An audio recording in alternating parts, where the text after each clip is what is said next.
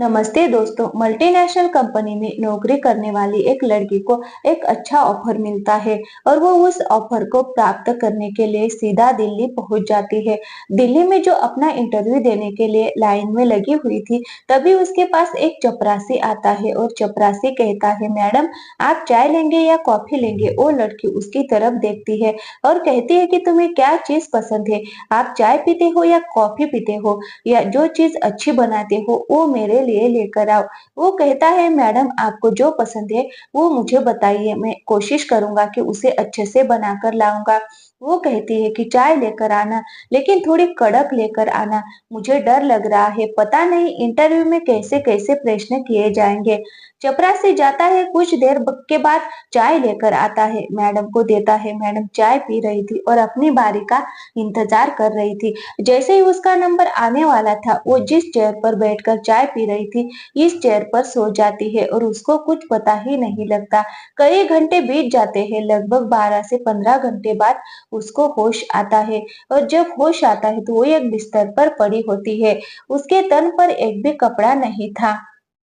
उसकी आंखें जब खुल रही थी तो वो देख रही थी कि उसके सामने एक बुजुर्ग से आदमी बैठा है। उसके शरीर पर एक भी कपड़ा नहीं था। वो बुजुर्ग व्यक्ति उसके शरीर के साथ खेलने की कोशिश कर रहा था, लेकिन उसके शरीर में इतनी ताकत नहीं थी कि वह विरोध कर सके। उसकी जबान में इतनी जान नहीं बची थी कि वह आवाज निकाल सके, क्योंकि उसे चाय के अंदर ऐसी चीज मिलाकर दी गई थी जिसके जिससे उसके शरीर की ताकत कमजोर हो चुकी थी। वो कुछ भी नहीं बोल पा रही थी। वो बुजुर्ग आदमी वहां से जाता है और उसके बाद कोई और व्यक्ति वहां आता है। उसके बाद फिर वहां दूसरा आदमी आता है। इस प्रकार लगातार वहां लोगों के आने जाने का सिलसिला चल रहा था। लगभग 15 लोगों तक उसने गिनती की। उसके बाद तो वह गिनती करना भी भूल जाती है। जब उसे पूरी तरह से होश आता है, तब वो पानी मांगती है, उसे पानी नहीं मिलता। खाना मांगती है, खाना भी नहीं मिलता। वो कहती है, कम से कम तन ढकने के लिए कपड़े तो दे दो, लेकिन कपड़े भी नहीं मिलते। मिलती है तो बस उसको मार मिलती है। जब उसको मारा जाता है, पीटा जाता है, जब भी वो मुंह खोलती थी, उसकी पिटाई की जाती थी। यहाँ से निकलने की उसने तमाम कोशिश की, लेकिन 24 घंटे उसी पर किसी न किसी की नजर रहती थी। जब वो यहाँ से बाहर जाती है, तो राष्ट्रीय राजधानी दिल्ली ही नहीं, बल्कि पूरे क्षेत्र में जितने प्रदेश होते हैं, वहां तक बात पहुंच जाती है। यही नहीं, वो जिस प्रदेश की लड़की होती है, उस प्रदेश के लोगों को यकीन नहीं हो रहा था कि किस तरह उसकी मजबूरी का फायदा उठाया गया। नमस्कार दोस्तों, आज मैं जो घटना आपको सुनाने जा रही हूँ, वो सच्ची घटना है। दिल्ली का एक थाना लगता है कमला मार्केट, जिसका एक इलाका है जीबी रोड। इसी का एक कोटा है, कोटा नंबर 68। दरअसल यहाँ से एक व्यक्ति निकलकर अपने घर की तरफ जा रहा था, जो कि दिल्ली के करोल बाग में रह रहा था। वो रास्ते में एक फोन मिलाता है और फोन मिलाकर कहता है, हेलो, मैं अपना नाम तो नहीं बता सकता, लेकिन मैं पूछना चाहता हूँ कि तुम रानी के भाई बात कर रहे हो? वो लड़का कहता है कि हाँ, ठीक है, मैं रानी का भाई बात कर रहा हूँ। आप कौन बोल रहे हो?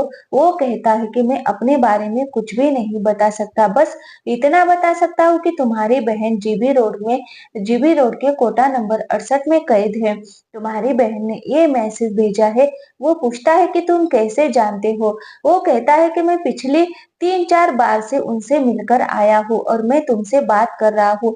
मैं बहुत शर्मिंदा हूँ। वो व्यक्ति इतना कहने के बाद फोन काट देता है और वो लड़का जो अपने बहन के बारे में बातें सुन रहा था, रोते हुए गिड़गिड़ाते हुए अपने माँ बाप के पास पहुंचता है और वो कहता है कि बहन की खबर मिली है, बस मुझे दिल्ली जाना है।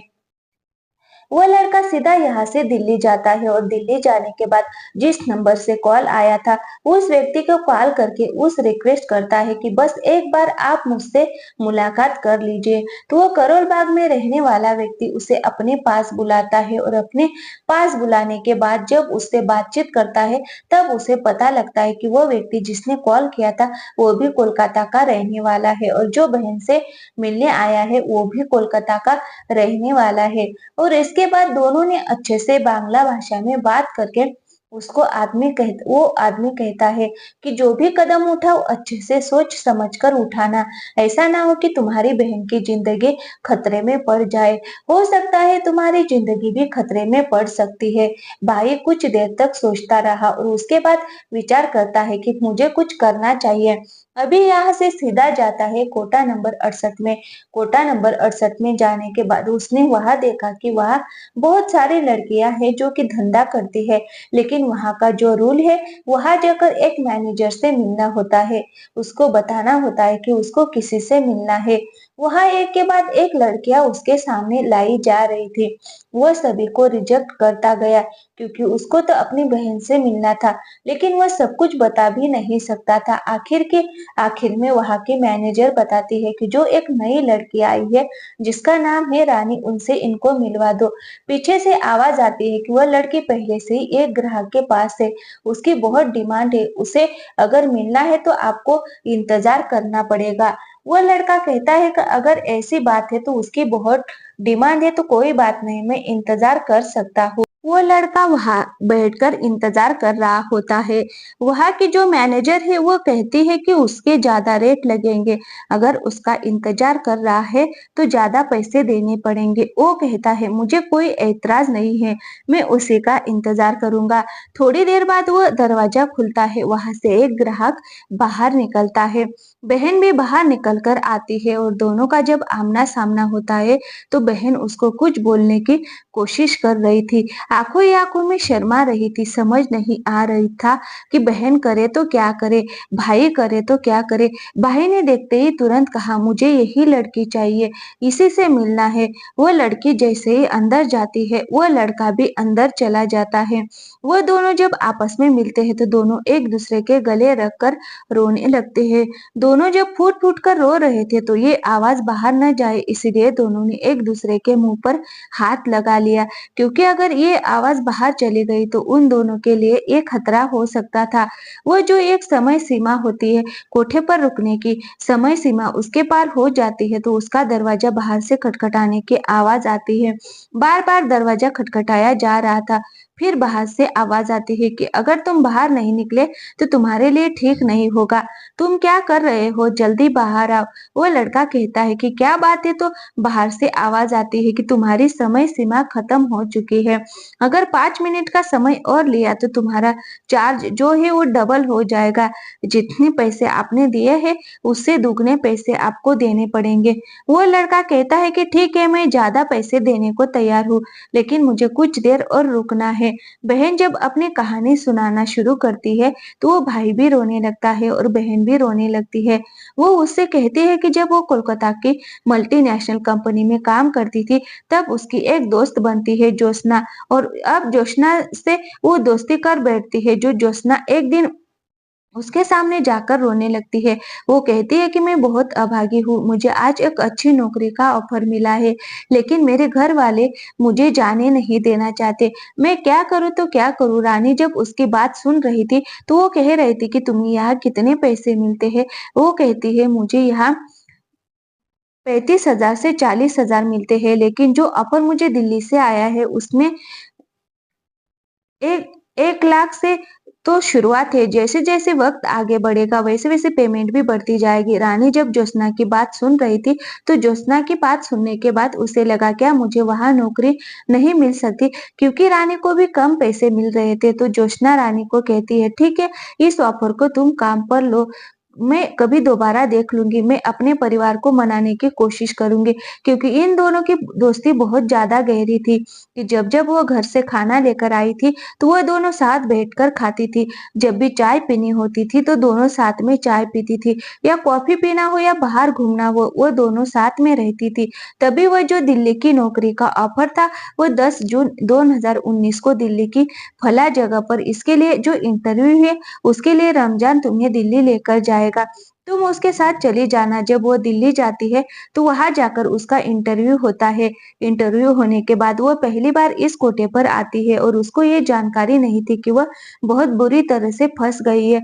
ये बात 10 जून की है और उसकी शुरुआत होती है 11 जून से। उसी दिन पहले 15 से 20 लोगों ने उसके साथ संबंध बनाया और इसी प्रकार समय आगे बढ़ता है। वह बहुत सुंदर थी और पढ़ी लिखी भी थी, इसलिए ज्यादातर ग्राहक जब उसको देखते तो उसी को पसंद करते थे। और वह समझ नहीं पा रहा थी कि वह यहाँ से कैसे निकले। और जब खाना मांगती थी तो उसको मार पड़ती थी। साथ ही जब उसको होश आता था तो वह चिल्लाने की कोशिश करती थी, तो उसे नशा देकर, इंजेक्शन देकर रखा जाता था, जिससे वह जब भी होश में आए तो वो सिर्फ उत्तेजित हो, सिर्फ संबंध बनाने के लिए, चिल्लाने के लिए नहीं। अब ये लगातार सिलसिला जारी रहता है। उस पर लोगों की नजर थी, उस पर कोठे वालों की नजर थी, ताकि वो बाहर ना जा सके, कहीं वो भाग ना जाए। वही एक ऐसी लड़की थी जिसे उस कोठे से बाहर जाने की बिल्कुल भी अनुमति नहीं थी। तभी एक दिन ऐसा व्यक्ति आता है जो पश्चिम बंगाल का ही रहने वाला था। वह आने के बाद उससे बातचीत करता है और रानी ने और ग्राहकों से उसको ज्यादा तवज्जो दी, ज्यादा बातचीत करने की कोशिश की, इसलिए उस ग्राहक की आदत बन जाती है। जब भी उसको मौका मिलता था वह उसके पास आता था, उससे शारीरिक संबंध बनाता था। जब 3-4 बार वो उसके पास आता, तब रानी ने डिमांड की कि क्या तुम मेरे भाई को फोन कर सकते हो? अगर तुम मेरे भाई को फोन कर दोगे तो मेरे यहाँ से निकलने का कोई चांस बन पाएगा। वो लड़का कहता है कि अगर मैंने ऐसा कुछ किया तो ये लोग मुझे मार डालेंगे, इसलिए मैं ये काम नहीं कर सकता। वह लड़की रोती है, गिड़गिड़ाती है, उसके पाँव पड़ती है और कहती है कि सिर्फ एक बार मेरे भाई को फोन कर दो, हो सकता है कि मैं यहाँ से निकल जाऊं। उस लड़के ने हाँ कर दी। उसने जो वादा किया वो उस लड़के ने निभा दिया। अब भाई ने अपनी बहन की पूरी बात सुनी। बात सुनने के बाद वो समझ नहीं पाया कि मैं क्या करूं और क्या ना करूं। अगर पुलिस इन लोगों से मिली हुई है तो मेरी बहन कभी बाहर नहीं निकल पाएगी। इसीलिए कोलकाता से आए हुए उस लड़के के लिए ये दिल्ली शहर बिल्कुल अनजान था।